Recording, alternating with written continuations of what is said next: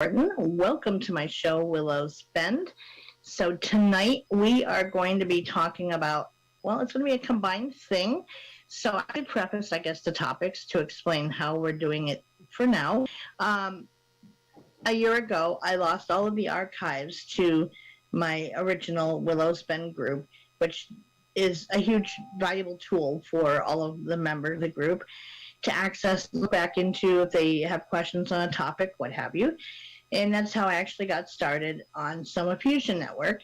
And they wanted me to go back and recover those topics again so that they will be now safe with Soma Fusion for, being saved in there and not at the will and whim of Facebook land.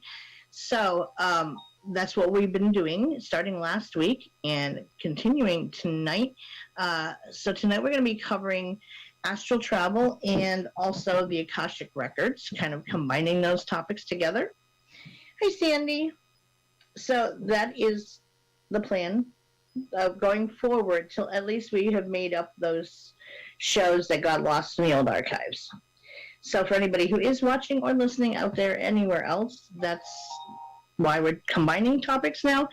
When I originally did those shows, they were in the person who I was on their network with, they were very particular about them lasting an hour or less.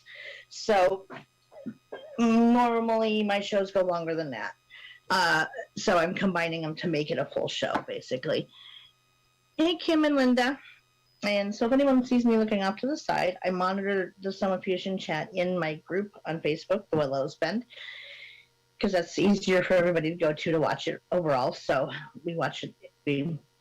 I respond to chat in there, I should say. So that's about. And apparently my notifications aren't quite low enough because I can still hear them in here. So let me turn that off while everybody else wanders in. That should hopefully do it. There we go. That'll do it. So hopefully everyone is well. Anyone on the East Coast did not get hit super hard by that big snowstorm we had come through. Hey, Stacy and Mary. I think we had the lower end of the storm here in central New York.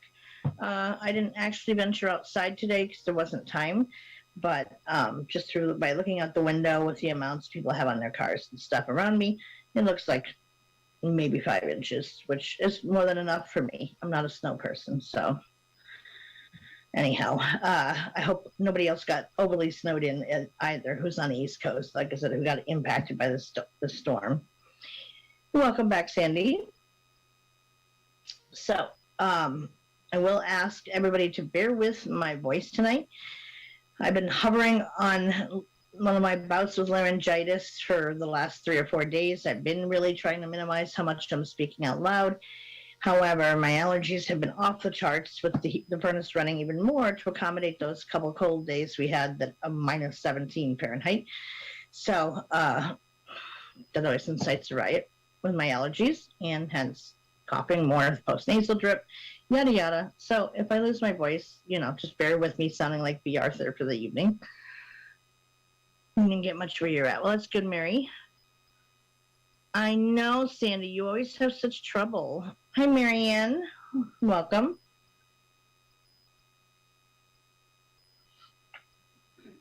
And as an update to those who are in my group chat, we were talking about the kitten kennel that's on my front porch of feral cats, and the one who came in last night of his own volition. He stayed in all night and didn't go back out until very early afternoon today, shockingly.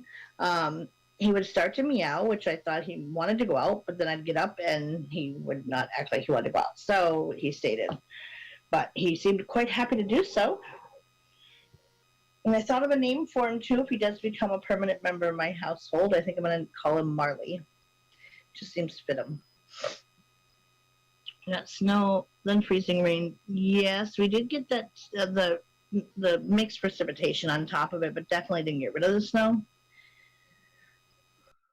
Hi, Kim.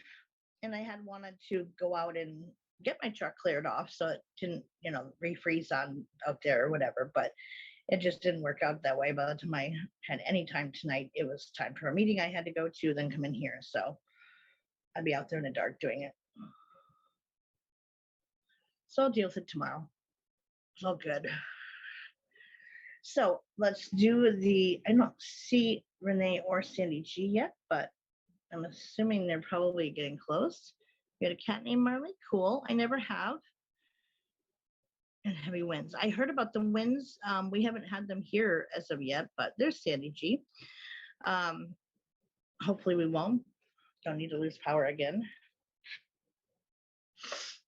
And I'm gonna put my salt lamp on to help head off any sinus stuff during the show. Whenever I get snuffly, that does help get rid of it. So you got winds till tomorrow. Yuck. Got labs, blood work to do tomorrow. Well, good luck with those. I have a follow-up phone call with my hematologist tomorrow from the biopsy, but I'm not concerned because she said, like nothing big came back on it. So I think it's just a random follow-up appointment thing with her. So I asked, can't we just do it over a phone call or video chat? I'm good with that. So that's the plan. All right, so with this sage, I cast a circle of protection around everyone in the show, watching in the audience, either in my group Willows Spend or anywhere else throughout social media, I'll put it that way, and keep them safe from any ill will or harm of any kind, and may that protection follow them out into their personal lives as well, keeping them safe again from any ill will or harm in their personal lives or negativity, and for anyone watching the replay as well. May they be covered too. So I will it, so mote it be. And cleanse my crystal while I have it out. Sage, I cleanse the stone of all energy except for its own with the hopes that it works with mine, which it tends to because it likes me. Little girl, have some sage. It's good for you. She's like, I don't like it. Get it away. So mote it be. Just say it, little girl. Own it. Own it. Own that phrase. So mote it be. She's looking at me like you're freaking nuts. Maybe. She was so funny last night because when my potential new cat would even come in my room near my bed and would meet, he's got a really loud meow. I mean, he startled the crap out of me every single time. Hi, Faith, that he would start sounding off last night. She was so like nerved up from him that even if I just touched her to say like, yo, whoa, slow your roll, you're okay, she would hiss at me. I'm like, no, we're not doing that game. He's not touching you. He's nowhere near you. And so just relax, take a breath. It's okay. For like 10 minutes afterward, I was like, really? Don't be a drama queen here. He was really good, and anytime she might have gotten hissy at him, he did not respond at all other than giving her space. So I can't ask for more than that. And I still could not get a picture of the guy. Every time I get my camera out and set up to take a picture, then he would walk away. So one will be forthcoming as soon as I have the option to do so. I'm going to see if he wants to come back in after we get done with the show. But it's a bit warmer out tonight, so he might want to be okay staying out. He definitely appreciated the warm temperatures, though. So, there we are. Let's see.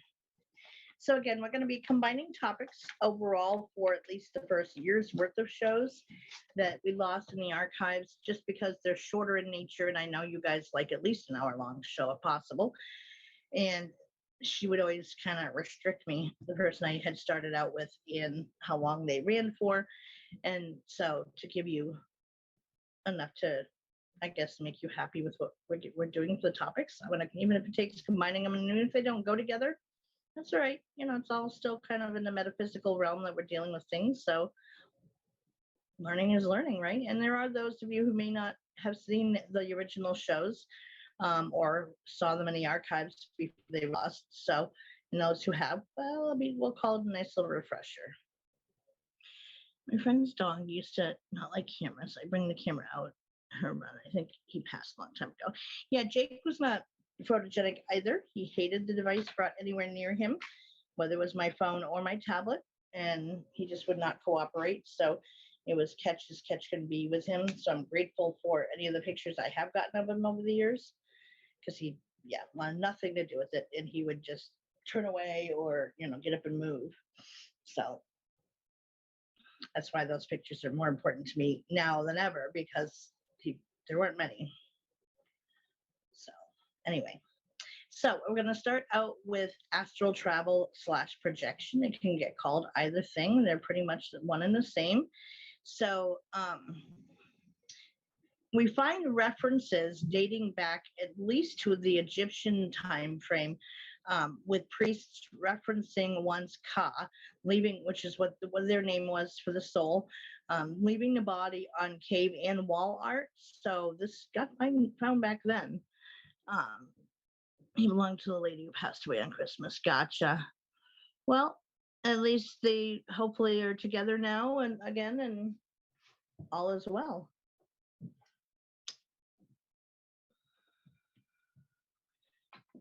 So, like I said, I mean, there may have been older archaeological records regarding astral travel. However, we may not have found it yet. That's the earliest known record is in the Egyptian wall art and cave art. So what is astral travel and projection? So basically it is sending out your subconscious or your soul self to travel wherever you choose to. So examples of that could be as simple as, like, when I am doing remote viewing to reach out to someone whose home is having activity and they don't know what's behind it, what have you, then I can send my consciousness out to those places, to wherever they are. For me, I heard someone actually comment the other day, well, anybody who thinks that you can connect energetically through electronic devices is lying, and they don't know what they're doing and blah, blah, blah. But that is how I connect to anybody around the world that way. As long as they're in their home, then I can make it to see their home. And it's been validated so many times by me describing what they have in their homes or the setup of the rooms or what have you, that, yeah, I'm seeing it. And I obviously have no other way to know those things. So they can say what they want. I have my own process, as do most mediums who do that stuff. So it's basically choosing with intention to send out your consciousness, your subconsciousness, your soul self to travel wherever you choose it to go. Experiments have been done before, just even among friends, of saying, okay, put something down on your nightstand tonight and don't tell me what it is, and I will see if I can see it and then tell you what it was the next day. And it can be validated that they were able to identify the object. Hi, Maribeth. Welcome to your first Willows Bend episode, and thank you for sharing. So it really is, it's just that. It's just choosing to send your consciousness or a part of your consciousness out and about. For a lot of people, it happens during dream time. I will say, yes, I do it during dream time, but I can also do it while I'm awake. And I'm still aware of what's going on around me. So part of me is still here, but part of my consciousness is sent where I choose it to go. So whether it's another dimension, whether it's across the country, whether it's, you know, wherever, I can do it. Anybody can choose to do it wherever they want to go. It's up to an individual's choice. And I know a lot of you in the group are afraid. I sent my consciousness to your living room. I actually don't have a living room, Shannon. My bedroom is my living room, but yeah. Oh, so the Maribeth is, I just got kicked out of chat. Come on now, why does it always have to do that? Give me a second to get back in, guys. So Maribeth is married then? Okay, good to know. I thought I had a new member going on here. Let me open it back up again. There we are. Oh, I appreciate that. You just remember, Shannon, what has been seen cannot be unseen. That's all I'll say on that one. Yeah, I don't have an actual living room here because my apartment's very small, and the bedroom of what would be the master bedroom, I could fit my bed in there and a nightstand, and that would be it. You'd have to walk sideways around, get around the sides of the room, which wasn't enough space for me. So I sacrificed my living room in lieu of having a bedroom I can move in. So if you get a friend request from her, it's me, just in case I get blocked. Gotcha. Okay. Are you like turning into a little rebel, Mary, that you're gonna get blocked?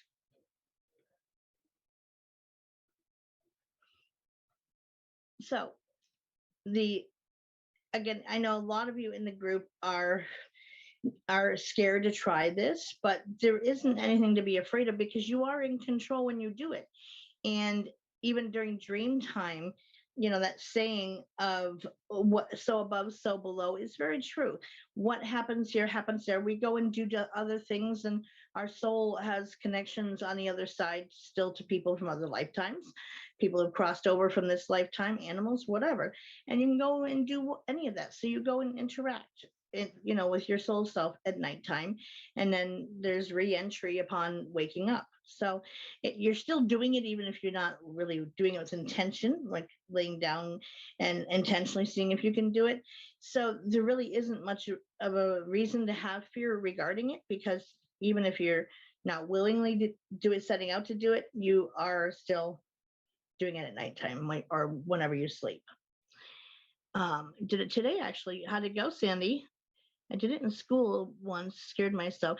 Yeah, that's it. When you don't realize you're doing it, it can be scary, but like, I don't know. I mean, I've been called a stitcher before too, where I guess I can impact the fabric of space and time, is what I got told, by opening doorways to other places and sealing them up and making them go away when I'm done. Oh, good. You'll have to tell me how, talk more about that. Hi, Melissa and Chris, welcome. And Karen, welcome. So it isn't doesn't have to be a big scary thing. Some people see different things and experience different things when doing it, and there's more than one way to try to access it, to have it happen. What are we doing? Chocolate's always good. No, we're talking about astral projection right now.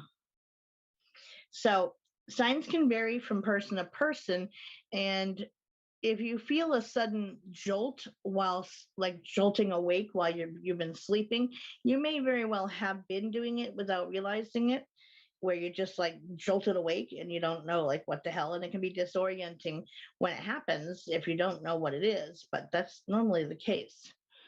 So just call your guides, angels, protectors, it's all good. Correct.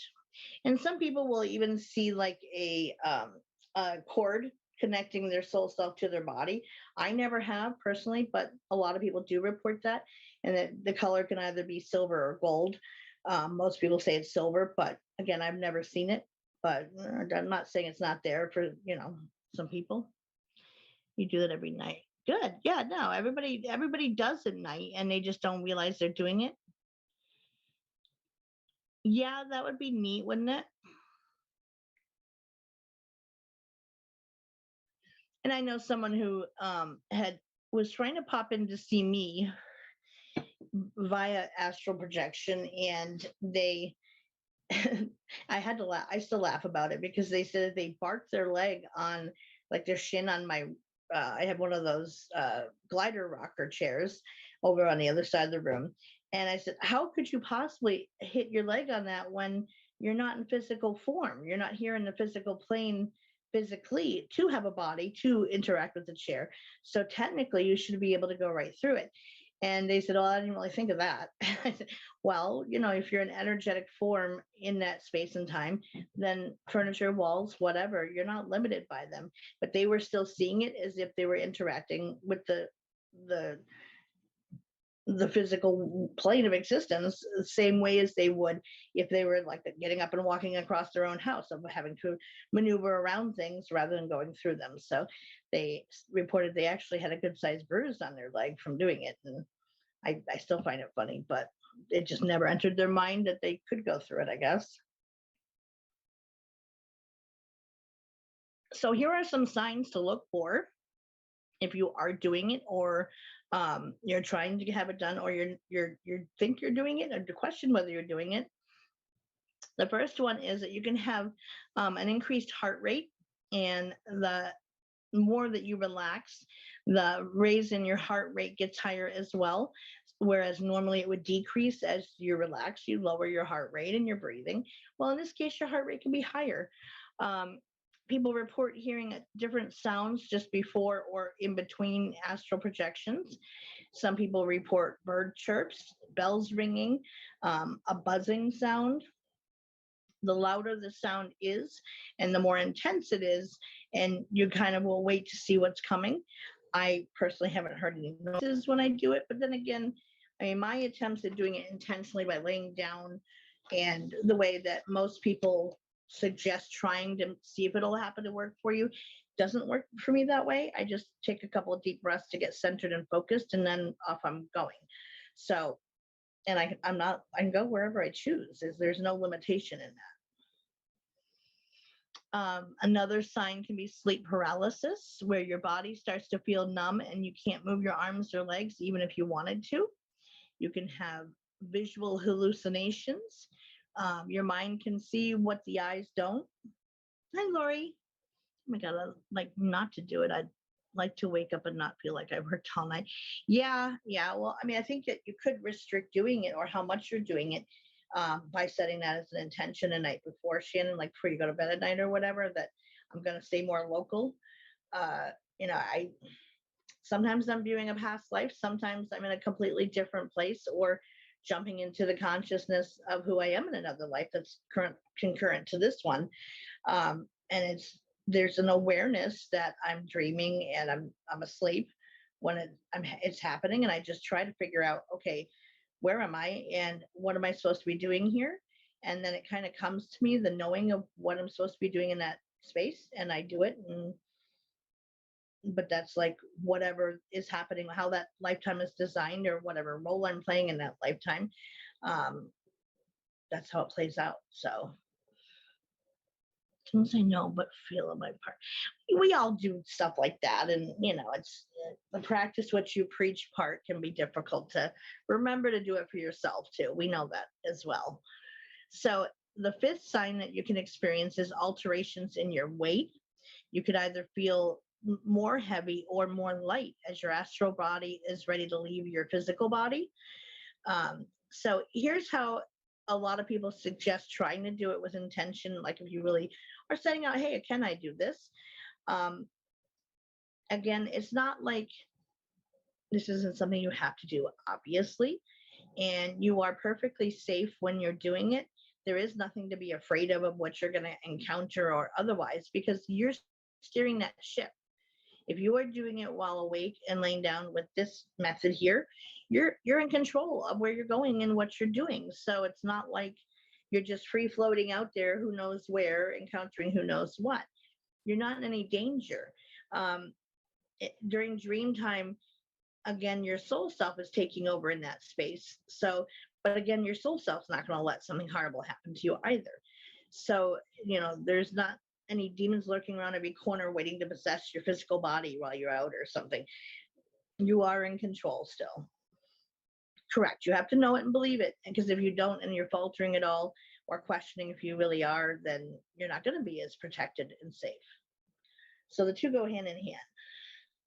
And that's kind of tied up with, setting your intention that I am safe and protected, trusting that your guides have you, trusting the universe has you, and that you're okay, but you can keep it local. Go to a friend's house, a neighbor's house, peek in on what's there, or go check on a loved one who lives, within a reasonable distance to you, and see if you can reach there and see the house as if you're there, but you're not. So here's one of the methods that they have described that has been successful for a lot of people to do it. I have clients come to me for this. Wow. Yeah, I've discussed it with students of mine before. It's rare because so many people are kind of afraid of it. No, and that's exactly what I mean, Sandy. She said, I only went 3 miles down the road.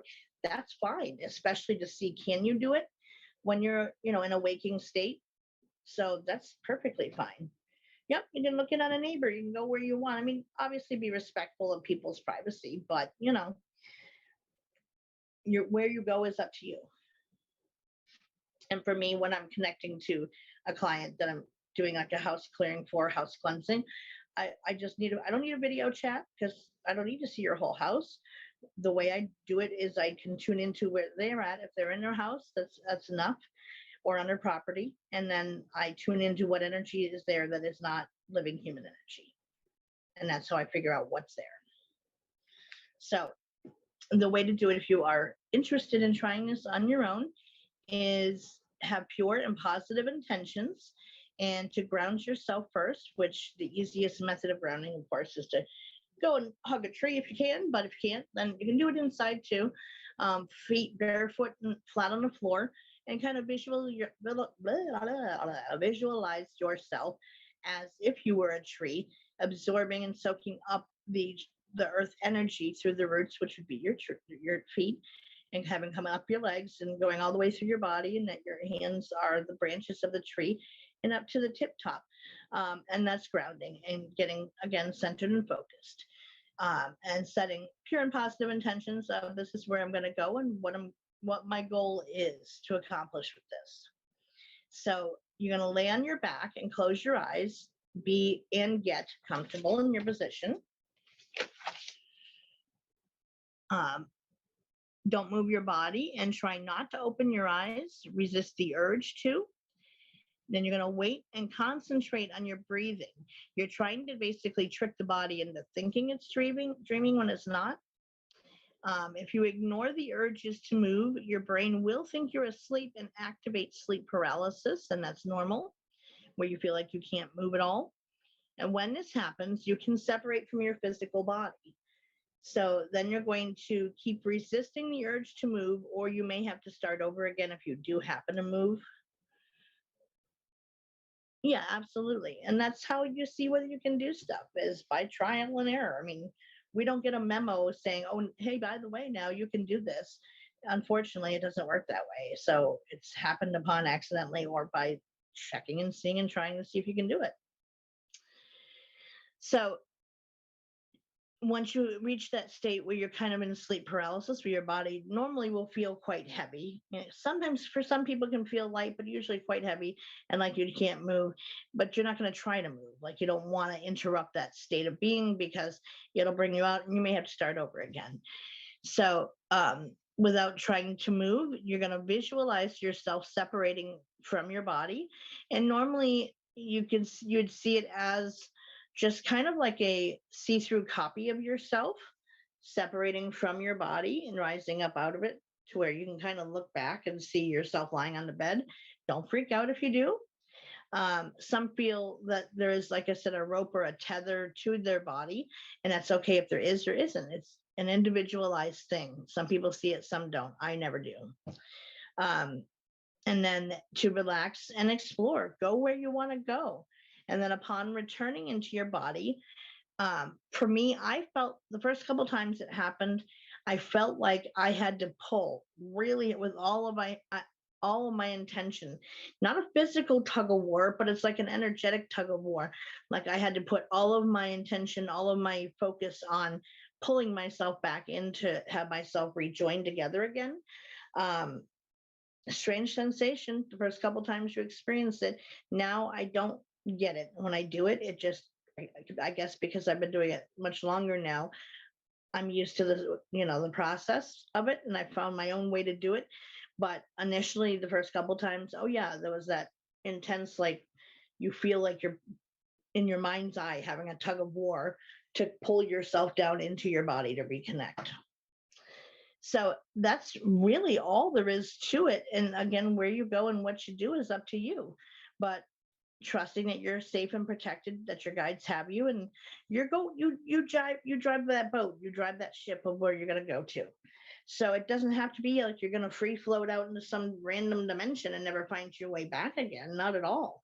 You can again set it to somewhere close, go down Main Street, or go over to your sister's house and peek in there, whatever it is. Like initially that would be what I would recommend, is to start small and work your way up. I feel like I'm falling, going back. Yes, it's like I said, it is a little different for each person. Whenever I meditate, regardless of position or intention, I get a spinal tremor. Right. So, how it feels to each person will be a bit different because you're an individual and what your skill set with gifts are different for each one. So, it is, not a textbook thing. However, anybody can do it. And, I've had people question me on the validity of it. Then I would say, well, I can give you the names of the people with their permission, of course, that I have helped and done things with and for. And they've all reported that, nothing, the activity stopped and nothing, that it felt much lighter in the atmosphere of their home after I got done, and nothing happened again after that. So that tells me that I was successful in doing what I set out to do. They don't see me there because they're on the phone with me, so they're hearing my voice, but I'm seeing, and again, I'm validating what is around. So again, I don't look for their whole house. And some people do. They'll sit and do like a verbal walkthrough of the person's home or business, whatever, in order to validate that I am really seeing it. I don't look for that kind of validation. Like, I don't have to have it, so it doesn't matter to me. I go and just look at wherever the energy is, and that's what I tune into. And I can see the environment of whatever that energy is in. If it's in a hallway, if there's a room on the side of there and it feels like a little girl's energy or boy's energy, whatever, it's a closet. I mean, I can tell all of that.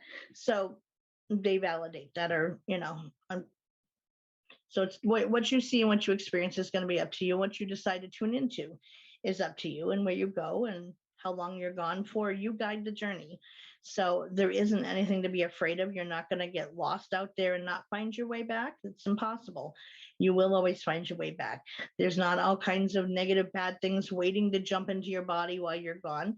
That also isn't a thing to worry about. So set your intention that, I'm safe and protected while I do this, and give it a try and see what happens. You're not going to hurt anything by trying, certainly, but you may find an amazing way to have some new adventures that you never experienced before. So it can turn out to be something interesting.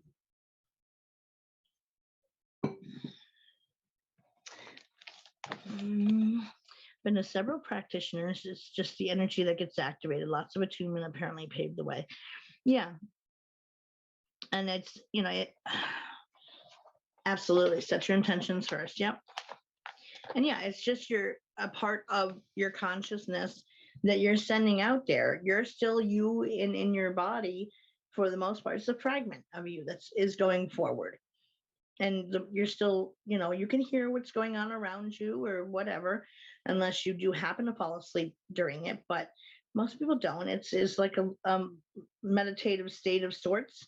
If you're laying down and do it, like I said, you're going to try to trick your body into thinking it's asleep in order to activate sleep paralysis, in order to activate leaving your body. So you're fooling yourself basically into doing it. But for me, I just can take a couple of deep centering and focusing breaths and just kind of, close my eyes and set my intention of where I'm going to go. And then poof, there it is. But I still am quite aware of everything happening around me, notifications on devices, animal activity, whatever, like I'm aware. So it's only part of yourself you're sending away. So I would be curious if any of you do happen to try it, like Sandy G had given it a shot to see what happened. Try it again and see what happens if you can go further, or set a bigger intention. Or for those who never have tried it out of fear, identify what you're really afraid of with it and then address that first. Because normally the fear is bigger than what it actually is in reality, or there isn't a basis for the fear. So if you can get to that core, identify what the true root of the fear is. Am I afraid I'm not going to make it back? Am I afraid something bad's going to get me while I'm out there? Or I can't control it. Then, address that first before you try doing it. But then once that's addressed and understood, there should be nothing in your way of successfully giving it a shot and see what happens. Thank you, Shannon. I found there was nothing to fear at all. Exactly, Sandy. And that's what I mean, is getting to the core, because some people just are afraid because they don't know what to expect.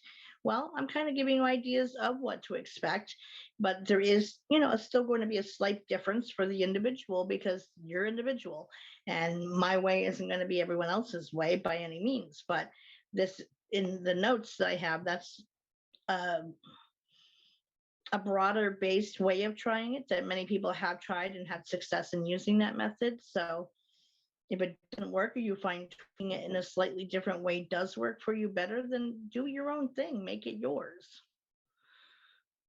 I wants to meet me at my neighbor's party time.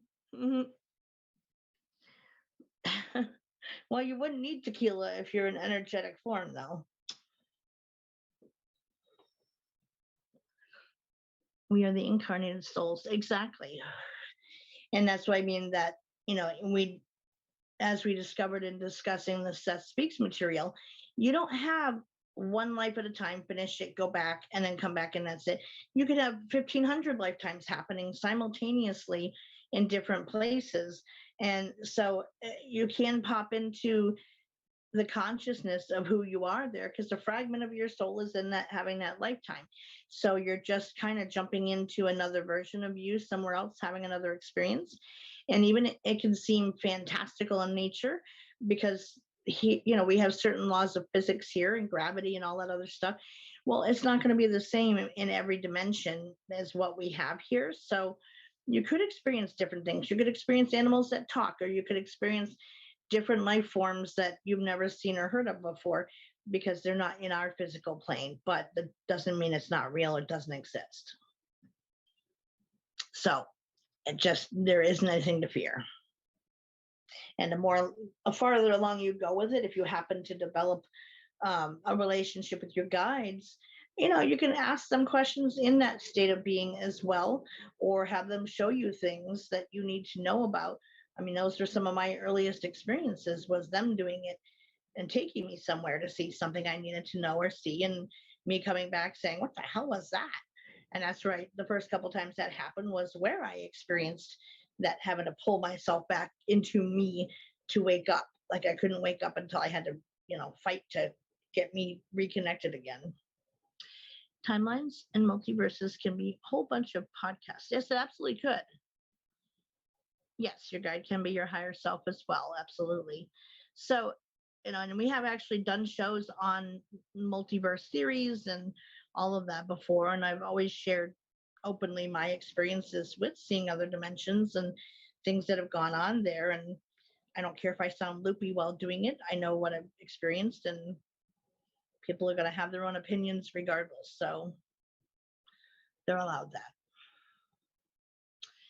So on to the Akashic Records. But if you do try it to see what happens, and you never have before, then let me know what happens. Put it in the chat, Linda's game for you, Karen. That's funny. Yep, clothing is optional for astral travel, because other people in the physical plane aren't going to see you because you're not there physically. They might be able to feel your energy if they're really sensitive to energies, but most people don't notice that you're even popping in. So that's why so many times when our loved ones come back to check on us and pop in, we don't notice it unless you're really sensitive to energy, and in order to pick up on their presence, because you're not tuned into energy enough to sense them in the environment. So exactly, you're wearing your light body. Exactly, Karen. Toss your boobs over the shoulder and go. Absolutely. So on to the Akashic Records. And I've been seeing stuff about this, I guess, more than normal lately, with dealing with the Akashic Records and how to access it and stuff. Everything I've seen has not changed the way I view it, but it may just be another way to access it, I guess. It seems more a roundabout way to do it than the way I view it, but to each their own. So what are the Akashic Records? So in simple terms, it is a book. Yes, thank you for explaining that, Sandy. In simple terms, the Akashic Record is the universal kind of supercomputer that, I'm trying to read my own writing here, that acts as the central storehouse of all information for every person who has ever lived, ever. So, but they're individual memories. So they contain every word, action, feeling, thought, and intention of every person. They're interactive and influence all areas of our everyday life. But again, people perceive them differently. You're lucky to have enough boobs to toss. That is true. Just wants to know if we need to wear pants while we do this. No, you don't have to wear pants while you do it. You can be as naked as the day you were born if you want to. So one of the ways that the earliest, I guess, societal introduction to the Akashic Records was via Edgar Cayce and his reading. And for anybody who might possibly not know who he was, I would say, the first, kind of like the father of mediums as far as societal awareness of what we do is. He used to go into a trance, and then higher beings or higher versions, his own higher self, would come through and give information. People could write in, people, asking for help, getting questions, or they would just talk about things about having to do with the other side and give other information through. So you are welcome. Yes, the Sleeping Prophet, Chris. That was his nickname.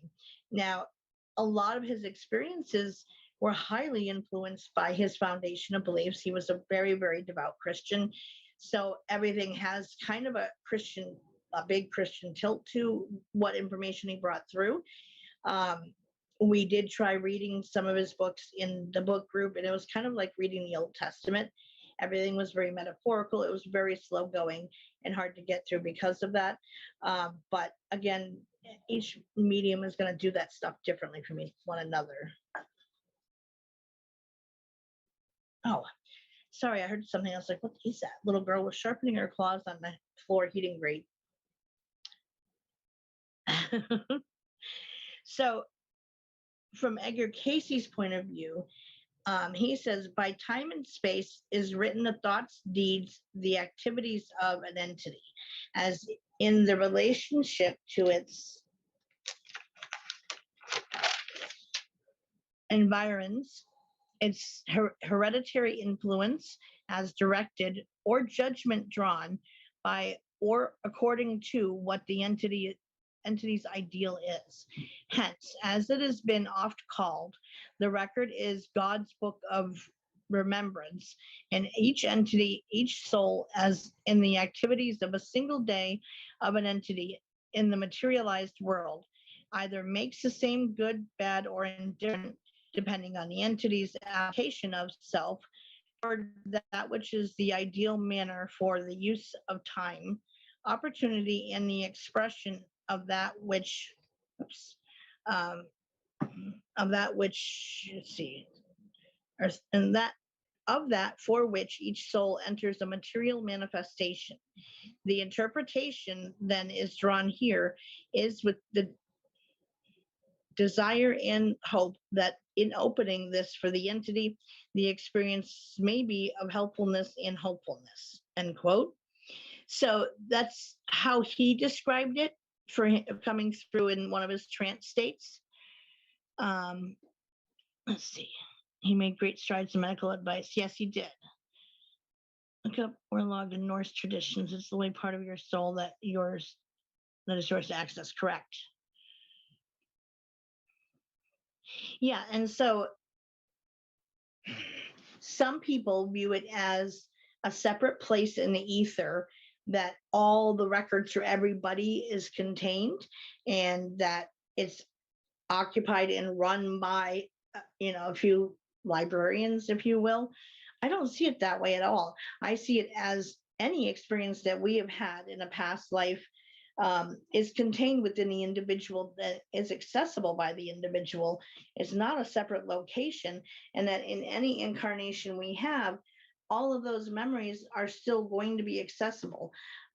We choose to forget it when we come into a life because if we stay stuck in the life we just came out of last, then those things are going to help interfere with learning the lessons we came into this life for. So, but it is within each individual. It's not a separate location. Can you move so I can see comments, please? That'd be great. Hey, what are you playing with? Give me that. Little girl, honestly. Sorry. Give me that. That is not for you. Not a toy. No. Little booger. No. Exactly. It's like the informational highway. Yeah, pain in the ass, little girl. She stole. So for this notebook, I have one of those business size elastic bands that I use to like be like kind of a bookmark and knowing where I left off in the notes for whatever topic, or mark where the topic is in the notes. And that's what she was just trying to make off with. Exactly, Linda. So it was the Akashic Records were first discovered in the age of spiritualism and thought to exist on the astral plane. And they're supposed to be able to be accessed through meditation and asking your guides assistance in getting to them by fine-tuning your energy. Or here's another way, visualization. So you imagine a beam of white light coming down like almost like they show in alien abductions, lifting you higher and higher. The higher you go, then your body begins to pulse with energy. When you feel like you literally cannot go any higher, look up and visualize a door and opening it. And at first there'll be darkness, but then things will come into view. What to expect? So the most common data is the feeling, or like what's reported is the feeling and or that you just go in there, your spirit is taking in what your conscious mind won't digest. You open up to the experience and you can write down any information. If you get any of what you get back, you can be shown any symbols. If you had heard noises, describe them. If you had any feelings during the experience, explain them. So kind of keep like a little running journal if you're going to try doing this regularly of what you did experience, because sometimes you're only catching part of it and it may be released separately. For me, okay, so I can go in and see any past life I may have had, but I also, part of my gifts is if I've had a past life with someone, I can see that as well because it was also one of my lifetimes. So I have the memories of it because it was about me as well. But I'll also see who the other person is or was in that lifetime. And I can see how it played out and I can kind of judge like what style of clothing were, male or female, what you look like, what did the environment look like, any family situation that was happening. And then I kind of tend to jump ahead to who died first, what ended that connection in that particular lifetime. Horrible at writing things down. I hate having evidence. Well, this is just for you, and if you can remember it all, then good for you. My memory does not work like that.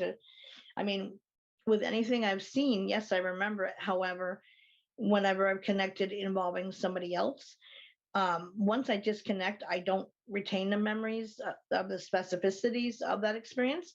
I'll know what the bond is, and when I come back from that to rejoin into the now time, whatever emotions I had from the before time come with me. So if I felt like you were my sister or brother, a lover, whatever, in that before time, I'm going to feel that more towards you now than I did before, because now I have the details to back it up. So basically for me, I asked my guardian to pull the record of it, and she literally uses the symbolic looking, the view of opening a file cabinet drawer and picking, rifling through it to pick the right folder and hands it to me, and then it kind of comes into form. So exactly, Tanya. So like I've done it with Tanya before, and many of you in there I've done this with because we have that soul bond connection. But what I saw when there with you, I can't go back and tell you now because I'm disconnected from it. So, but I do feel that bond more now than what I did before I looked. And I don't tend to go seeking for myself because I had gotten a message once upon a time of, like, how come I can see some things better than others, whatever.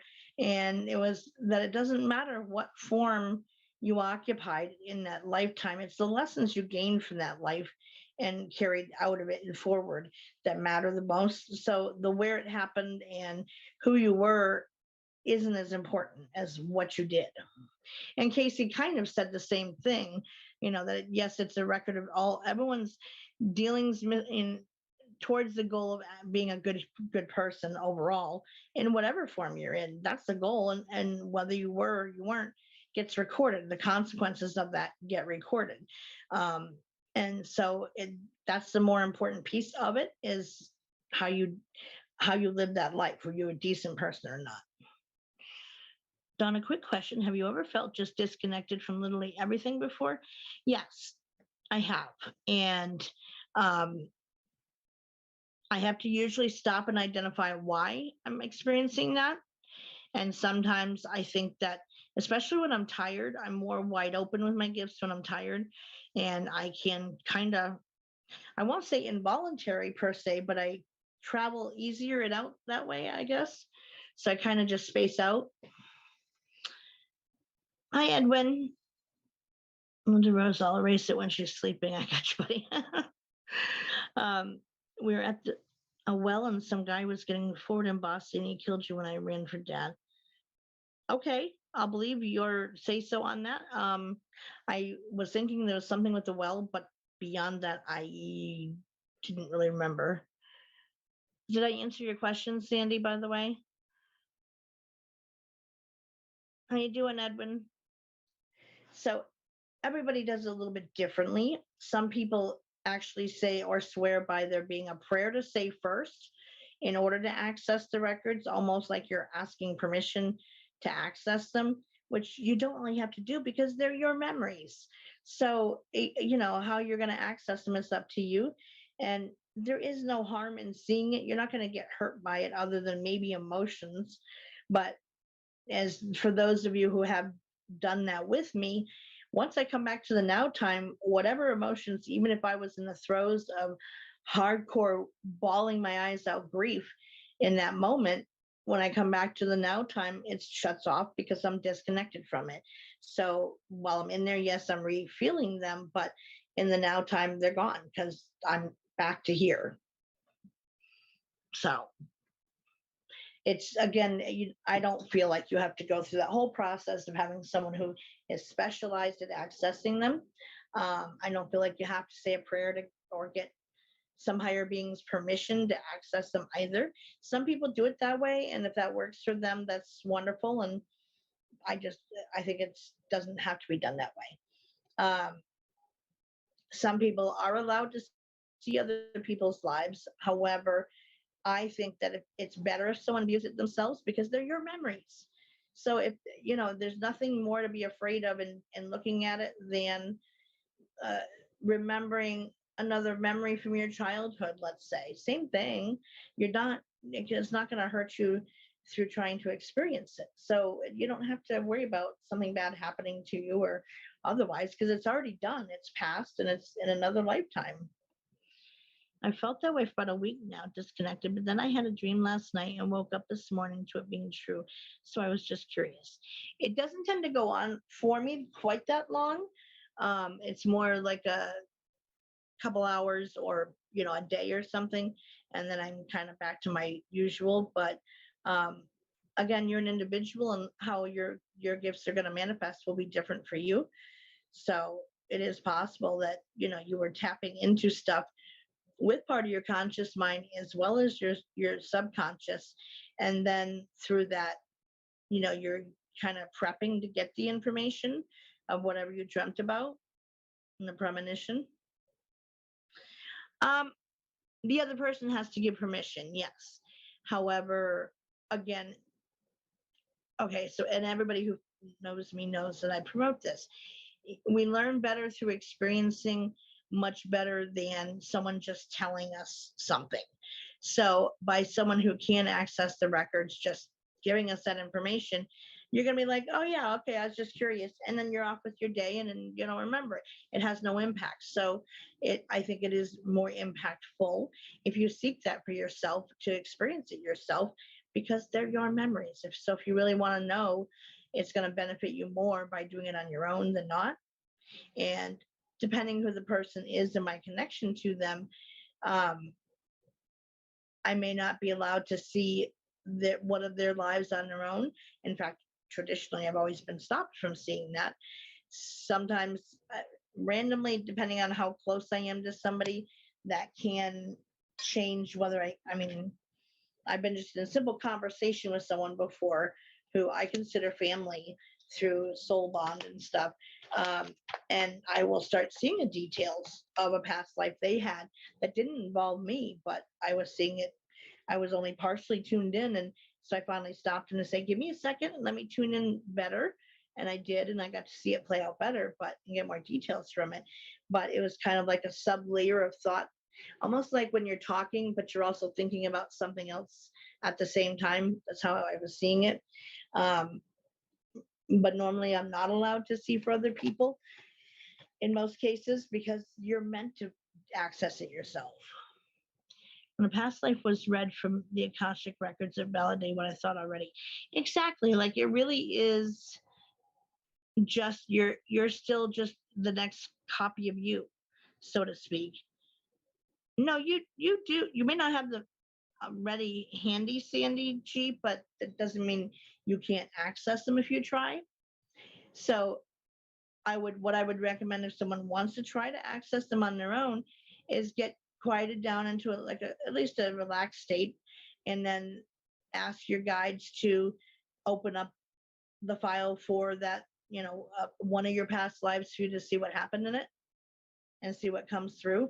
And it may take some practice to open your third eye to access it, but because it is another lifetime you already lived and it's over with, but they're still your soul's memories is what you're accessing. So everybody has the capability to access it yourself.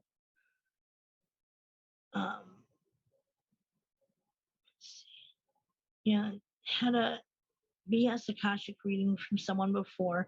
I really understood what it was for myself. So BS though that I didn't know. Yeah. Fun if it ever happens with us. You're my permission. Sounds like fun.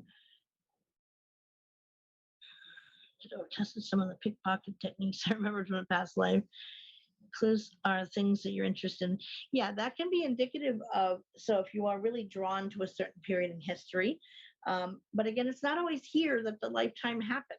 It can be in another dimension. It can be in another realm. It can be another world. It doesn't mean it's always because there is no learning and growth if you always come back and is exactly where and how you did before. There's no expansion in that. So you're going to go to whatever place that stands to hold those lessons for you in whatever form you can best gauge them from. Yeah, you can choose to have a human life because you love Earth and whatever, but you're going to go where you need to go for it. So they're not always on our timeline that they happen in. Time's fluid on the other side. So it can be happening, like I said, even kind of simultaneously, but they're your memories still all the same. You are just yet another fragment of your soul having an existence as you were in that other life. It's still the same thing, but it's still part of the same soul that's living it. Applies to parallel lives, you can access those. If it was a lifetime that you were living and your consciousness was there, yeah. So I don't feel like you have to go and have say a specific prayer to access it, and then that there are higher beings who jump in and will grant you permission or not to view it, or that you need that to go through all those steps to get it. I think that anyone can access it. I love the Victorian era and the Art Deco era. I'd love to visit Miami, Florida to see the Art Deco homes. Okay, so tune into that, Sandy, and ask, your guides, have I had a lifetime in the Victorian era, and or the Art Deco was like 1920s. then asked to be, did I have any lifetimes in that time frame? And will you please open it up for me to see it and see what comes in? I've had a lot I've seen in Scotland and Ireland, which actually, ironically, my DNA also backs up because I'm 25% Irish and 25% Scottish. So yes, I had lifetimes in those places, but they're, again, yeah, they're not always in this dimension. So like Shannon's saying that the parallel lives are part of the multiverse.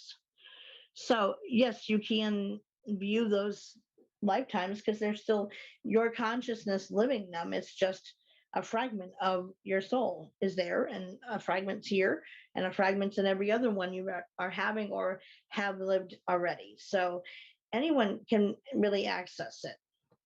Unless you're a new soul, you've seen so many ages. Exactly. And I'm not a new soul. I know it's an Irish man who died on a Titanic. That very well could be, Linda. And in a timeline of things, that is very close to now. But again, they won't always be in our timeline of things of this dimension, of this earth. It's not always going to be that, because again, you're not always going to get the same learning by coming back in the same time frame. And what got me questioning this for myself was that I kept seeing when I would do the readings with myself and the person I had that bond to, I saw so many that were in the same like 300-year period of time, and I perceived them in like Scotland or Ireland, and I'm like, damn, you can only live so many times in 300 years, taking an average lifespan through any age, that you can only live so many times per 100 years. And so, how many lifetimes can you really have had? Well, then it got me thinking deeper that, well, duh, it doesn't mean that they were all here in this timeline. It could have been in any other multiverse dimension that I was living them in, but they were similar to ours enough to where what I was perceiving as being here, or why, like the style of clothing, for example, when I see that, my brain is automatically going to say, well, it looks like around this time frame, and the terrain looks like this based on what I know of those places, but it doesn't mean it was actually in our timeline. So what you see and witness can be anywhere and anything, any layer, any level, any dimension. Very vivid memories of the Titanic. I met a new soul. It's like diving into a kiddie pool. I never have actually looked for them before, Shannon. I mean, I'm not saying I haven't encountered them. I just have never sought it out, I guess. Hi, Brenda. So, just be aware that if you choose to, that's a place I would recommend starting, is just getting into a relaxed state in a quiet room where you're not going to be bothered. Turn your device off, unless you want to record the session and speak out loud and describing what you're seeing. That's another option. And then ask to be shown it and see what comes through. For me, it always starts out coming in as like a watercolor wash, to where like you wet the paper down and then add the watercolor to it, where it's all kind of pastel-y and swirly, but then it kind of comes into focus as trees, ground, things around me in an environment, and it forms the image. And I usually start out walking behind whoever I was in that lifetime, and then I make the conscious choice to join into the consciousness of who I was and see through those eyes. And then that's how I can see what I look like and what the other person looked like, what the bond was, and all those details. So you bounced off of her. I bet it was startling. Yeah, I knew what you meant energetically. Sorry, your internet sucks, Brenda.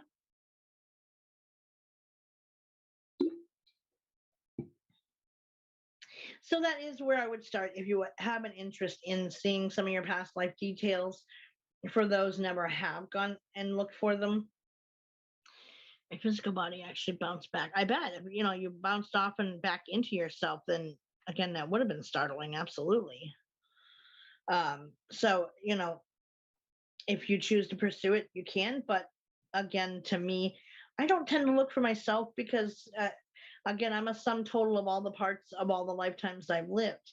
So what I was, who and when and where, they're not as important as the lessons I gained to get here in this lifetime I'm having now. So for myself, I don't tend to look, and you don't have to, but if you're interested in knowing out of curiosity, whatever, and for some people, it can answer questions in this lifetime. Like I've done it once with somebody, and the way that lifetime ended for both of us is that we drowned.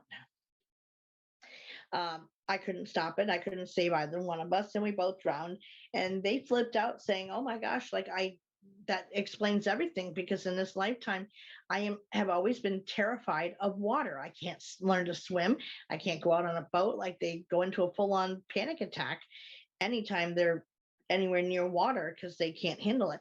Well, yeah, that is a possible explanation why they have that phobia now. So things like that can happen to and to be an explanation. Like we hold on to parts of that in our current existence. Some people have even marks of, like, say, if you were shot to death in another lifetime, some people have birthmarks demonstrating that on their bodies in this lifetime that, nobody would have had a clue without some of the memories with it. Some lifetimes can be validated, some can't, because you also have to look at it as, with everyday folk, 300, 400 years ago, there was no written record of their existence and kept. There was no journals per se. There was no, documented in newspapers, whatever. So those people's lives didn't get documented to prove that they were here. So you're not going to find those records of them. So, I don't worry about that part of it. If some people can find validating information on that. In fact, I'm looking at the notes right now for next week's topic on a book I have that is dealing with that very thing, of where they could validate who they had been in a past life, and all of the validating information and prove, yes, this is what they experienced. So you can have that happen. I have yet found something that does that for me in this lifetime, that is a trigger or something left from a past life. I probably have had, and which says to me, I probably have resolved that, whatever it was in that lifetime overall. But they're your memories to access if you choose. After my dream came true last night, there are a lot of things I want to try. Good for you. It was like diving into a kiddie pool. Seriously, my stepdad was introducing me to someone. Holy cow. You'll know, trust me. Oh, I don't doubt you. And I have talked to the group a lot about that. When someone says, "Oh, I'm such an old soul," it's not how you feel currently that tells what your soul age is. That's more just feeling sick of the world being the way it is, and you deal with depression, anxiety, whatever. That is not indicative of your soul age. And we have covered that before, of like the teachings of Michael and stuff that brought information through on what goes into creating each lifetime, and what the different soul ages are and what determines that. So yeah, absolutely, your blood memory, our ancestors knew this, absolutely. Well, and in that case, you very well could have died in some death of going off of a bridge, Brenda, or perhaps committed suicide by jumping, or had a car accident off of a bridge, something of that sort, and that's your trigger now. And yes, your blood memory, your DNA does carry those memories as well. And so, like I said, when I got my DNA report, yeah, that kind of validated, because that means I'm half Scottish and Irish. So yes, I had to have had a number of lifetimes there, in different forms, for ancestral beings to make me. And also, I've had lives as in kind of the Norse traditional, like back in the Viking days, when they were raiding certain areas, what have you.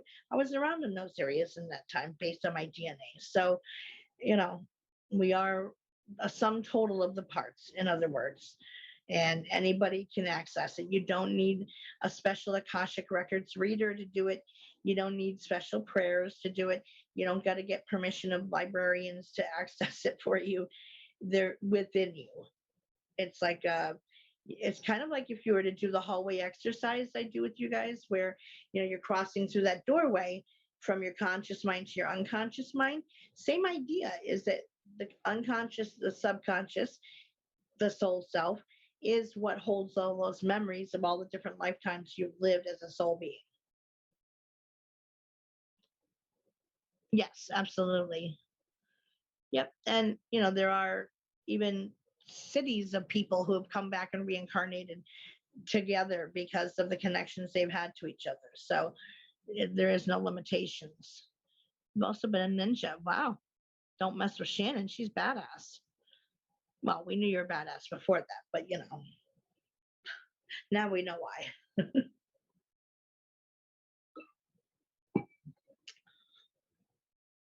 But I definitely have had, seen lifetimes where I think I don't have their permission to speak of it. Chris, is it okay to talk about? I have some memories about what we did with ours. I don't go into that without the permission of the person. Yeah, I have about 7% of me that is Scandinavian and Norse, and then the bulk of me is Scottish, Irish, and then Northwestern European. Okay. So when I did one of the past life readings with Chris, because I knew we had a bond, and that was very evident to both of us. So I sought to see what that was. And we were, I tapped into both lifetimes in both Atlantis and in Talos when we existed in that space and time. So those, I saw the details of that, of who we were to each other and the family structure, and like how the healing caves were set up by the healers and so forth, and what happened in those places. And so Jesse said, I've always been cool things. You know what? You may have been too, Jess. You never know. So, when I see those details, now again, I am surprised I remember that much about what we do. Because again, normally once I come back to now time, I have to, it's a process. Sometimes I have to pull harder to get back into now from before times, but I can be openly weeping or, angry, whatever it is, extreme anger, bawling my eyes out, or quiet weeping, whatever. I mean, the emotional range varies depending on how that population of people and culture dealt with death. And then I have to kind of push hard to separate from it before, because who really wants to experience full on hardcore grief over somebody if you don't have to? So when it gets to be too much, I'll come back and that was then, this is now. That was then, this is now. Has to become kind of a mantra of a few times to me saying it to push back into now, and then it's shut off. So it doesn't have to be some intense thing consistently. Did you? Yeah, because that's probably good that you did, because I don't tend to remember. I mean, I remember bits and pieces of ours. I don't know why yours and not others, but I mean, I've done it. I don't even know everybody I've done it with before, but most of you who I do call soul family in here, I have seen before. I know I've looked at it with Karen before. I believe I did it with Sandy Miller too. Let's see who else is here tonight. Linda, did we ever do it together? I know I did it with Tanya as well. So, like, the core crew from Willows Bend, many of you tend to be soul family to me. Now, there are a few random people who are just students or found me because they were driven to do so and they resonate with what I say. And I don't have a soul bond with in the interpersonal way of having like a familial bond in the past life. But for a lot of you, I have. And so that just bonds us tighter this time around, is the knowledge of that. But I also, when I'm doing one of those things, I encourage the person I'm doing it with to also tune in and be aware of whatever they may have come through, because it usually does trigger some, at least, emotions coming up for them. Sometimes they'll see snippets of it as well for themselves that add to, but from their line of sight, what they saw and experienced in that place, then that's from their perspective and through their eyes. So it just adds to what I got to see. Yeah, I know. She has so much trouble with her internet. and I can't remember if we did or not, Linda. Like I said, I can't see, I don't remember the details of a lot of them. I don't know why, but I guess because I'm coming back into the now time that I close the door on it once I'm done doing it. I mean, I could tune back into it if I chose to, but you know, there has never been a need to go look at the same lifetime twice for me for any reason. But again, so if you choose to look into it, you can. And just know that you don't have to go see a specific Akashic soul reader person. I mean, there are those that are capable of it, but there's a lot, just like with any other psychic gift, there are those that are good at what they do and know what they're doing, or not so much. And people don't know the difference going into it, which they are. So by my perspective, I personally say you don't need special prayers to access it. You don't need permission for another person going in to retrieve it from you. It's not, to me, I mean, I'm not saying that there may not be one centralized book or place where everything is kept by and watched over by higher beings, perhaps, but I don't perceive it that way. That's all I can say. I speak from my own experience, obviously, and that's how I view it. So did you try swiping right and then swiping left again, Linda? That can sometimes help. So again, these are all your memories of all your lifetimes, your soul's memory. You are your soul. There is no separation of all of your souls on the other side, and you're something just, you know, some odd form wandering around without any part of that in you. You are your soul. Part of it is here having this lifetime. So all of those memories are contained in your soul self. So it's basically tuning into that to get the memories from them. But I would love to hear if any of you do try to access them and see what you get coming forward from it. And that may be, you know, like Shannon was saying, if you are drawn to a specific time period, a specific location, certain things are really interesting to you that you just can't leave alone, then that can be a starting point of asking, did I have a lifetime during that time frame, to indicate, you know, is that why I'm drawn to it? Welcome back, Linda. So there you have it. I mean, if you want me to launch into the next topic, I can, but we don't have to. You guys tell me what you want. If so, we can go into the next one too, unexpectedly, but I have it in front of me. So we've already kind of been talking about some of it through just the topic of Akashic Records. That's a lot there. Yes, and explore. Did you ever have more than one person at a time be in your life together? What do you mean, Sandy? Like say you and Sandy Miller be with me in a certain lifetime? It probably has happened. It's just whenever someone is talking to me about it, it's always like a one-on-one thing of me working with them that I look into it for. So I haven't ever explored it, but I wouldn't doubt that there probably is. And it would be up to you to determine too, do you feel like you have a bond to that person in addition to me? And if so, then yeah, you probably have had it together. I don't doubt that it did, Karen.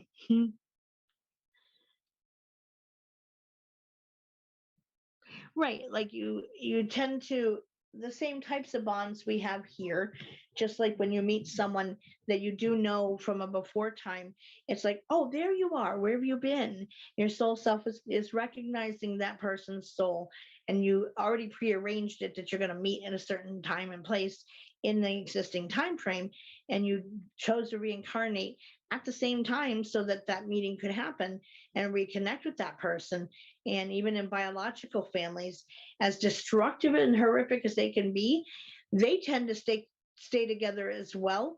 And it can be that they're coming back in where each person's playing a different role in the bio family in order to resolve something that has not been resolved yet. So they come back in to where, say, in this life, you were the daughter, And the next life, you could choose to be where you're the dad and somebody, you know, dad's the daughter instead. You try out different roles to try to find a solution to the issue. If it didn't get resolved in that first lifetime or the existing lifetime, you're going to probably do it again. So there are soul bonds that happen all the time, and you maintain them on the other side as well. So, you know, when you're dreaming at nighttime, whatever, so above, so below, just like we hang out and talk in different times, they do that on the other side as well. You have connections and friends and family on the other side too that you spend time with. Exactly. And so I connected to you, was drawn to you on first sight. Exactly, Chris. And several other people have also said that to me.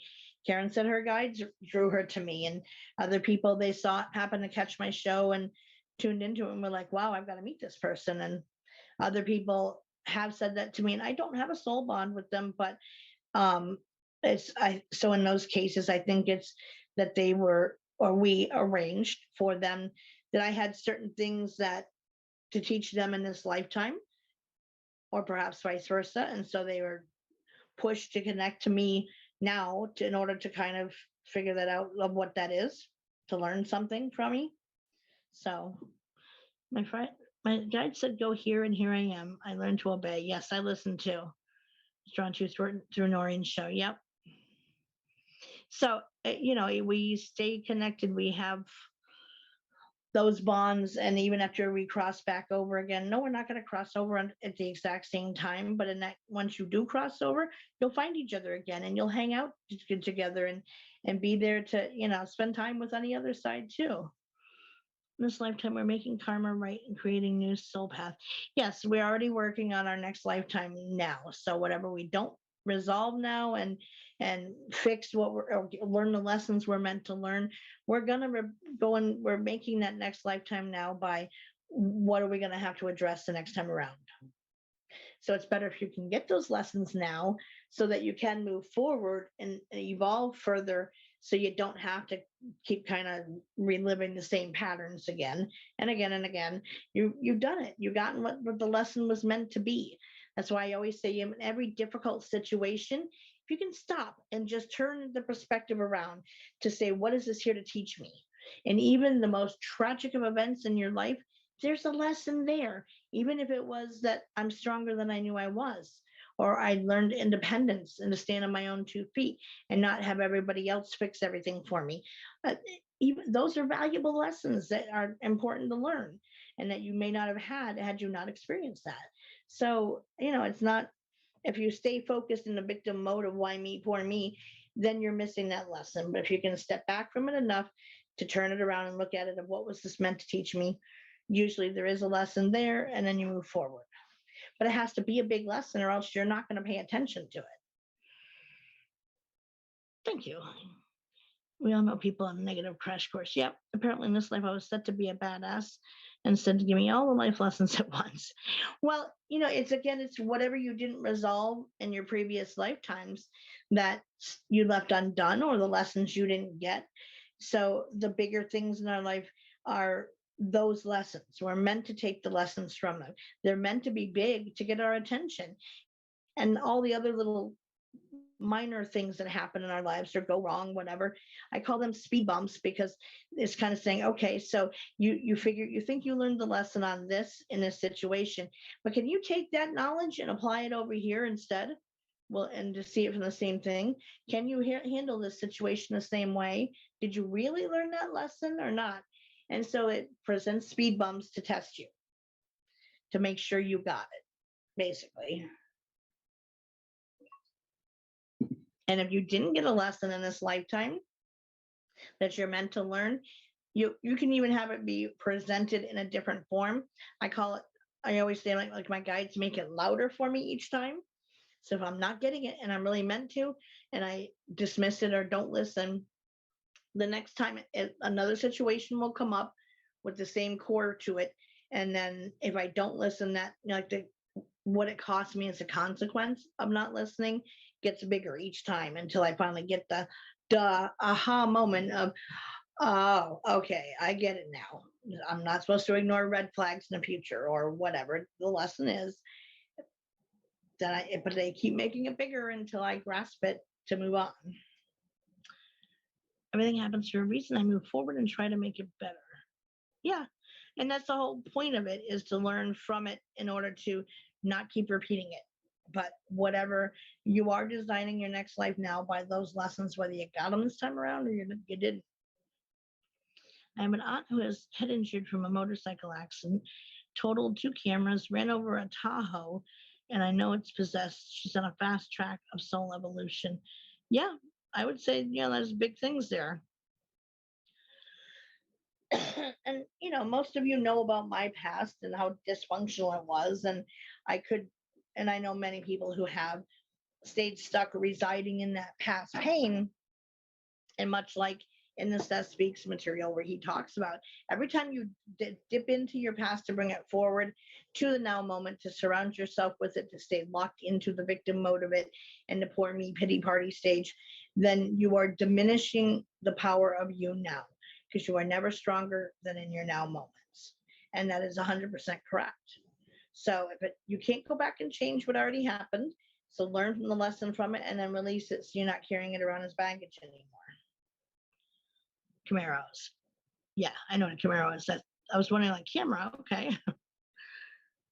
Yeah, so, but again, and that may work in your life too, the same way it does mine, where if I don't listen, they make the lesson louder and the consequence bigger for me not listening, until I finally concede and get my damn ego out of the way and look at it objectively to say, oh, all right, I got that now. Thanks.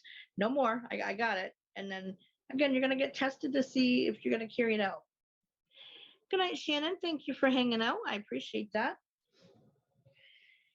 So the next topic kind of piggybacks into reincarnation, which a lot of we've already been talking about, but we can go ahead and cover it. And that's one less to do next time, I guess. It's just easier to listen.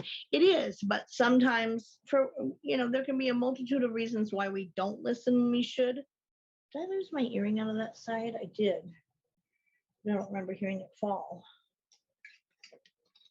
Or did I not get it put in? I didn't put it in earlier. I was in my meeting when I was trying to get ready to come into the show. I didn't put my earring in on that side. It's funny. Oh, well,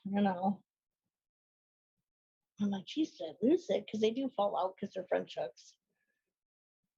And I'm going to get it through the hole.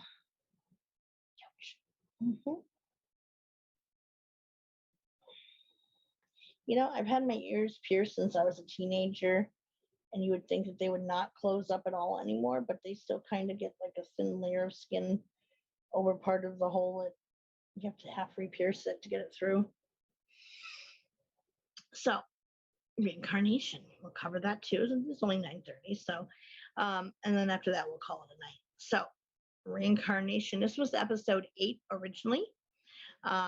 So the definition, basically, the quick and dirty of what the definition is of reincarnation, is the birth of a soul into a new body.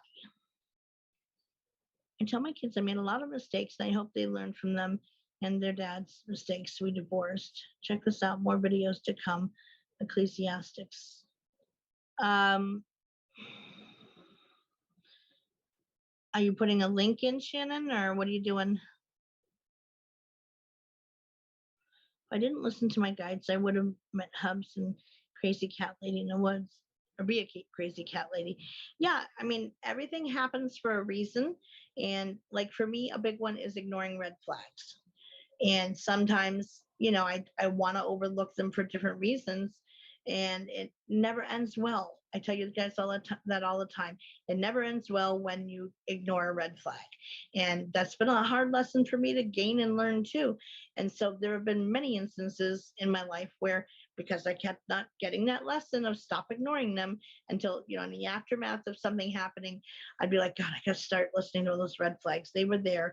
That was dumb to not pay attention to them. And, I'd get the lesson, but the next time a situation would present itself, I would go and ignore them again. So each time they've jacked up the cost of it, each time of what it cost me by ignoring it, until I kind of finally get it and stop ignoring them and pay attention.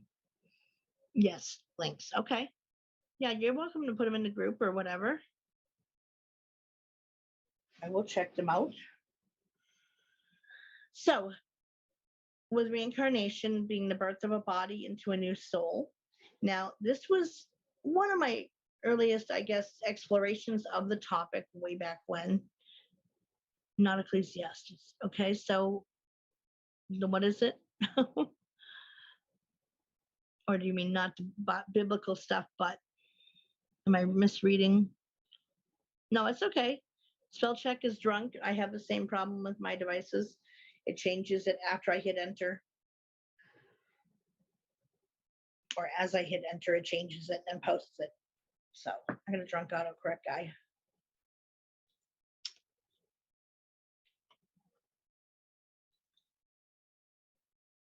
YouTube channel. Okay, I will go back into chat after the show's done and see what that is.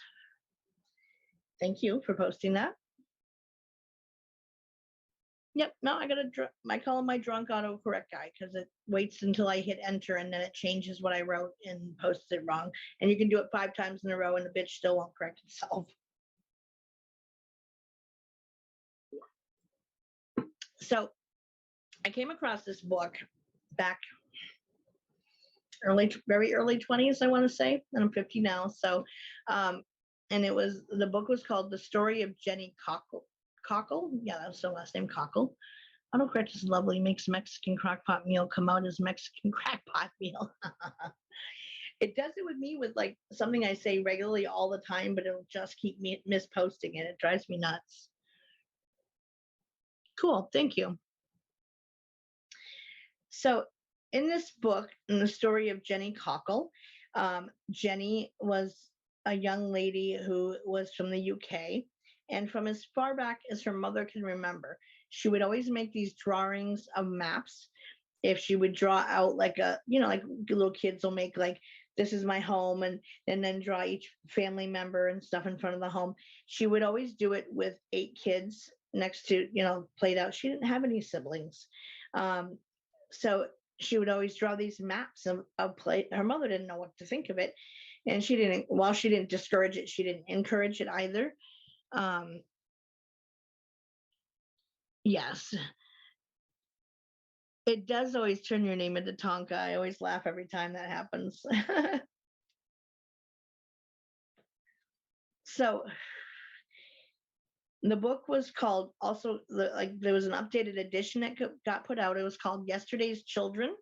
And so it was the story of Jenny Cockle's journey to discover and explore, why am I having all of these dreams? Why am I keep drawing all this stuff I keep seeing in my head without any explanation of it?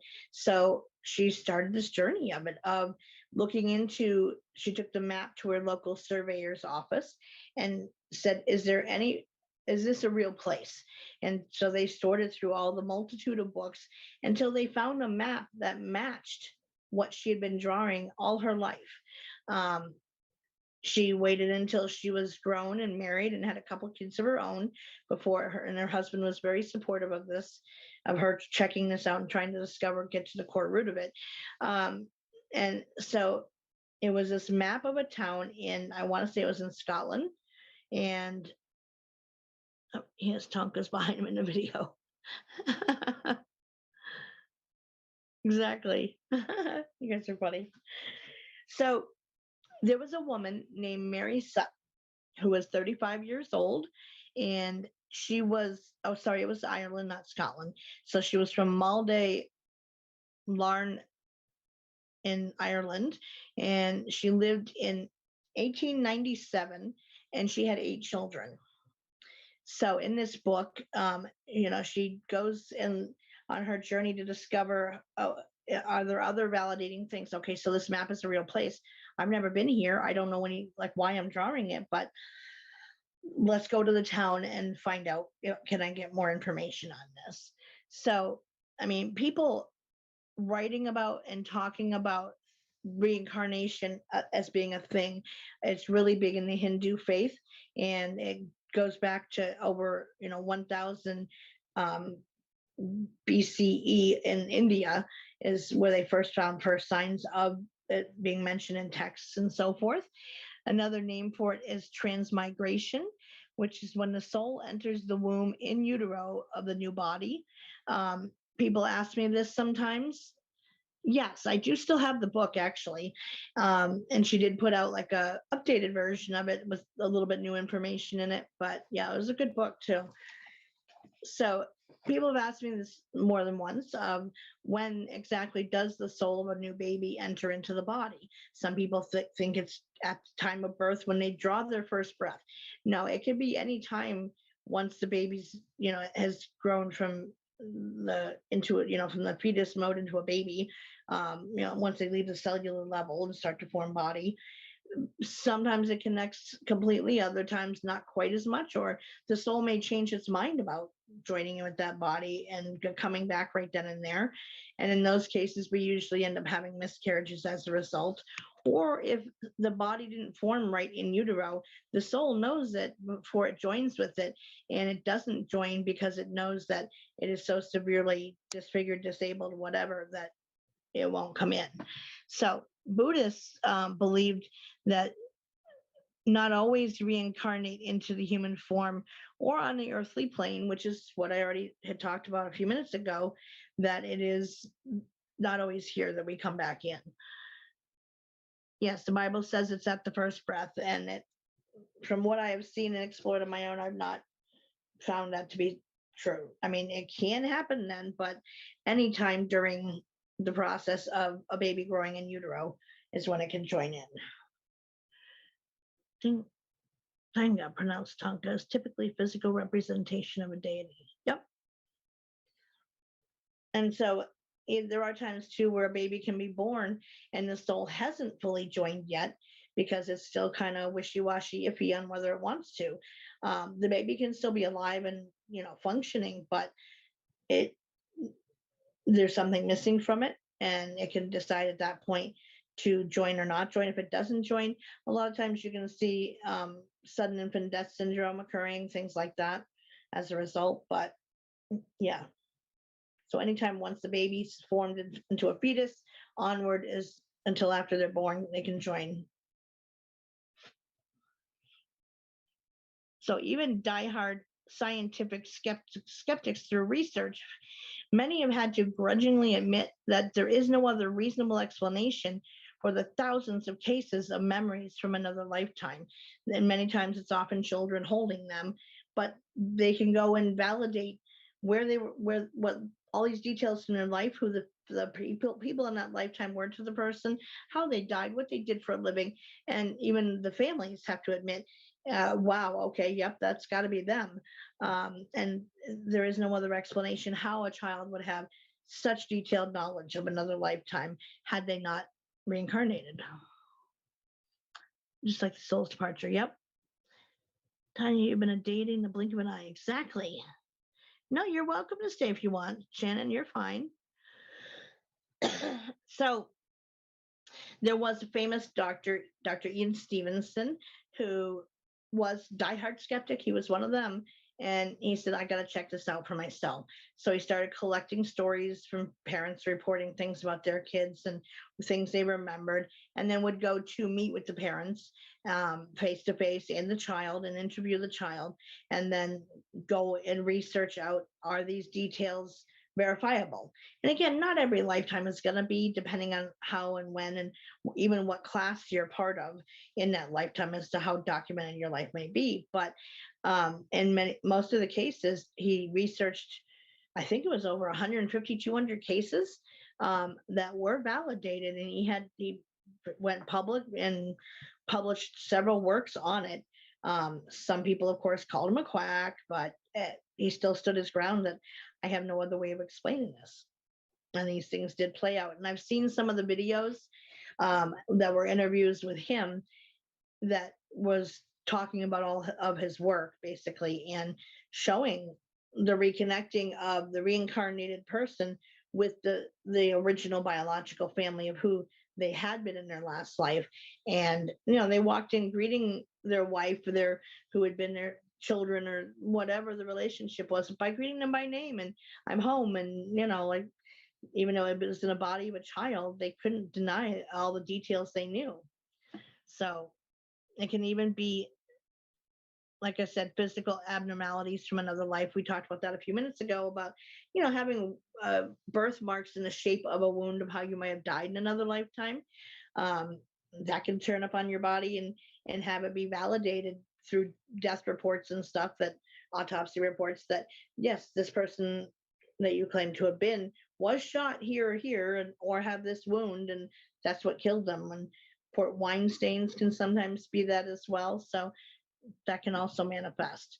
So some ways past life memories may come through include repetitive dreams of people, places, and things that you have no knowledge of otherwise, and there's no way you could have learned it. And, the diehard scientists always say, well, they must have encountered that somewhere. A child can fluently speak another language they've never been exposed to, but they must have heard it somewhere to be fluent in Latin from 500 years ago. They're not even a religious family to attend Catholic school or otherwise to have been exposed. So where are they going to get that from? You can have out of place memories happen, like children having info that, again, they would have no knowledge of. Deja vu over places and things, etc. Are just being drawn to certain cultures or an environment, or even sometimes people, and unexplained fears or phobias, or you feel like Earth is not your home. I read about a little boy that was an airplane pilot in the war. Yes, I saw that one. And his father went researching it and verified that, yep, he had been who he said he was. And there was a slight discrepancy in the type of plane, but the plane did, I think, in the end get renamed or something to as the boy had remembered its name to having been. So it all validated out. So like those things, I don't see how you can dismiss them. So how can you try to remember your past lives? This is just yet another way. You pick a room you're comfortable in, relax your mind to where you won't be distracted, relax your body into a comfortable position. May often find laying down or in a semi-reclined position the best. Use tools of visualization. Picture yourself in a long, long hallway with a large door ending in as much detail as you can, kind of like the hallway exercise. And there is no right or wrong way to see it or have it come into play. Some people, even though I'm getting them to visualize a hallway, see a path leading off into the woods. Follow the path. Yep, Infographics did a show on that too. And then, so once you're in the hallway, you reach the door, turn the knob that you'll be opening into a past life. Set that as your intention.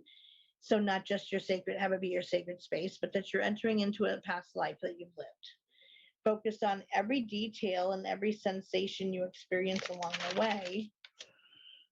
No matter what you see, accept it as something from a past life. Be open to whatever you may see and use it as a foundation to build on. Maybe where I saw it. Yeah, it was covered before by a couple of different presenters who talked about it, and I think I even may have posted some of the links in the video section of the guide section in the group under the group photos.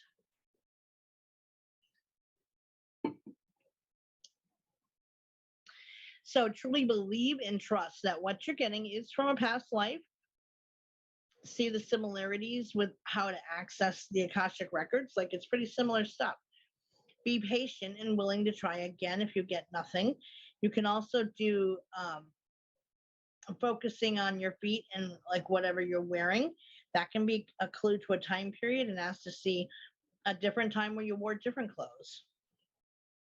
And then to return back from that lifetime, you can picture walking back through the doorway, back up the hallway, like reverse the journey back in. And so in that book about Jenny Cockrell, she did go to Ireland, and as she said how she was walking through the town, she was recognizing stuff by sight of that's where the church is. That's where that store used to stand. So-and-so used to live here.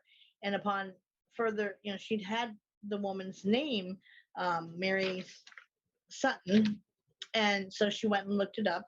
and found like where their house used to stand, and it was in complete ruins now because it, you know, was 200 years ago. So basically just bits and pieces of the foundation were still standing. And yet when she went to view it, she knew where the door was, where all the rooms were, how big the house was inside, and she had gotten the names of all of her 8 children and started trying to find them. She first contacted one of Mary's oldest sons named Sonny, like Sonny, and he was by now an elderly man.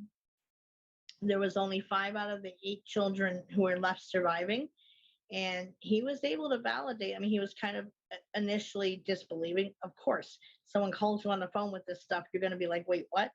But through more and more details she was giving him, he couldn't deny it anymore.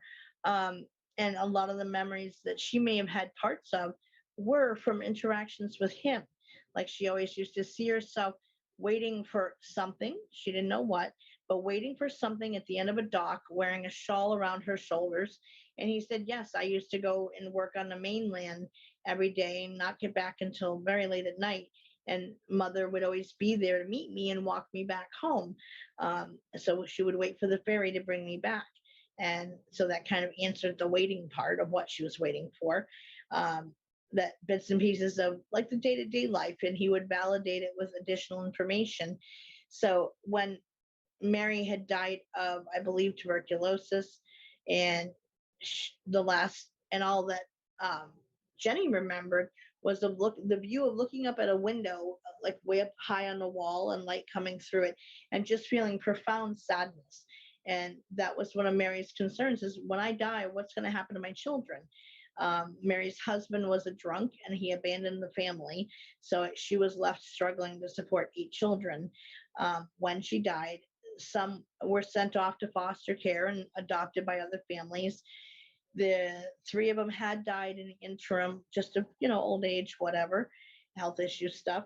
But the 5 that were remaining did get together with Jenny, and they agreed to meet with her.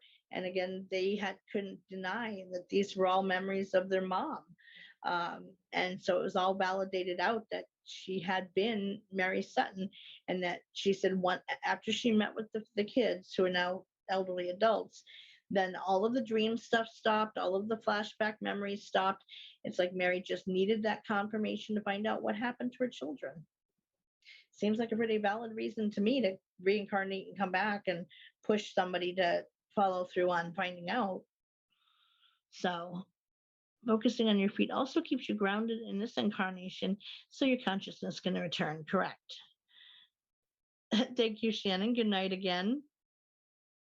So that is, again, there's so many stories out there that validate that this is a thing. You don't have to be some big seer psychic medium to access them, because they're your memories. That's how they pick the next Dalai Lama. Correct. Yep. That's a whole big process. But yeah, I also saw a show recently to where it's believed that a specific goddess, that she reincarnates in the pre-pubescent era of a certain girl, and that she is treated like a goddess in the interim between when she's identified up until she starts having her period, that she's not even allowed to have her feet ever touch the ground, and she's treated like a goddess. I mean, but then once she does start her cycle, she is kind of pushed aside and the next one gets looked for. I mean, I can't even imagine what that experience must be like to go through that, of being in a prepubescent age, 9-10 years old, to be treated like a queen and a goddess, and then okay, now you're done and you're nobody again. That would be a hard transition. So yeah, but it's believed that, and the Dalai Lama always has a specific message, or there's a certain sign to validate that he is the one over anyone else. So the strength of the energy of the soul will determine how much comes through. You have to ask Jess. I'm not sure it goes quite like that. Well, this was a documentary I'd seen about the goddess thing, and I don't remember the specific goddess that it was done with, but once the girls started their menses, they had to step down from the position, and then the next goddess was sought. He's just the head of a. Oh, you mean as a Dalai Lama, not the girls thing? Gotcha. Good night, Linda.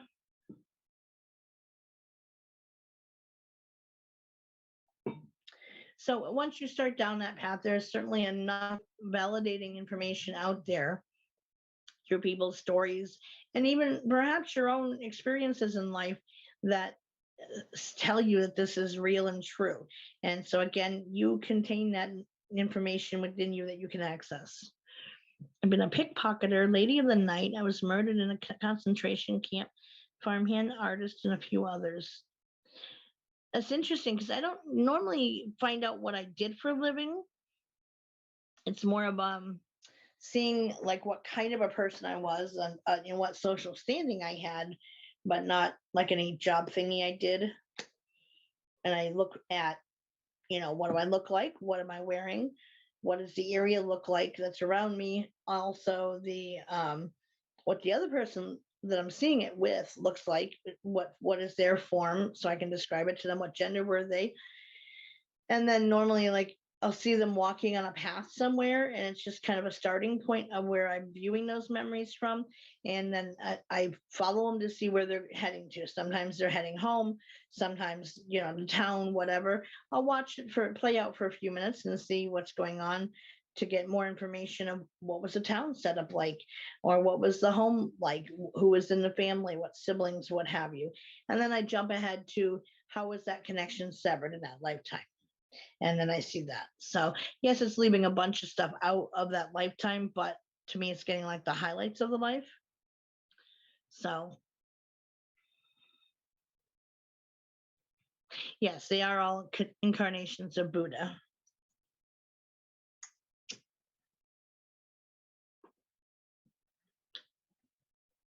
And some people also have asked me before, do animals reincarnate? The answer is yes. And if you are from the Christian standpoint, animals don't have souls and they don't reincarnate, which, I mean, there's hints at it in the Bible mentioned about them being blessed with that, of having the same free will and so forth that we have. So where would they not be given a soul? Ask him, but my gut says it's an obscure lineage practice that I'll get flashes like a movie reel. Yeah, that's kind of, like I said, it kind of comes in like a watercolor wash to start with me, and then it tunes into more detailed view. And then I jump into the consciousness of who I had been, and then see through the eyes of who I was. Yep, Frodo, I'm listening, but just pulled into not a grocery store. Okay, well, it's all right. You're still here.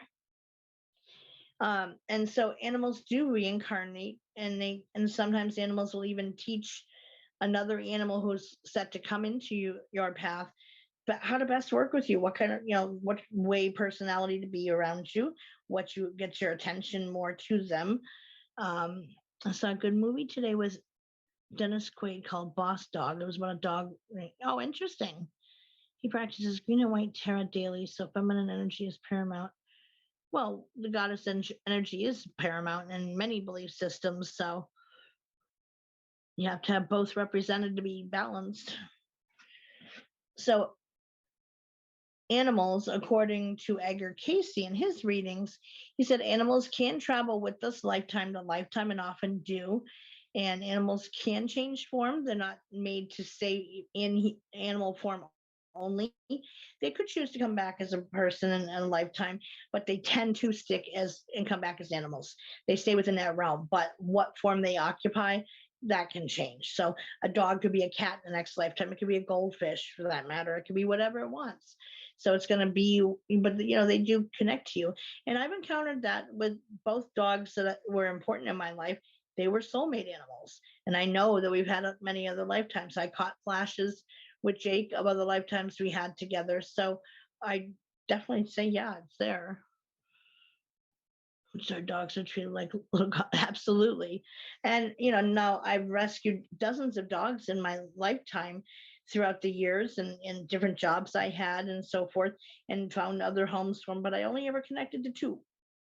in my life, and both are gone back over to the other side now, but they were definitely soulmate animals. I've had cats as well that were that.